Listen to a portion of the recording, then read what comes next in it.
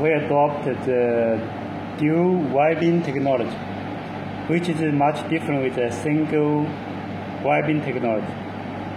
For single wide-beam technology, commonly only have line welding model, but for our machine, we have 7 models. Later, we'll show you the difference for welding.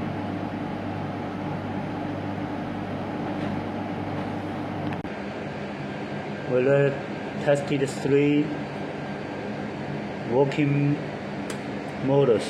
You can see the welding result is much difference.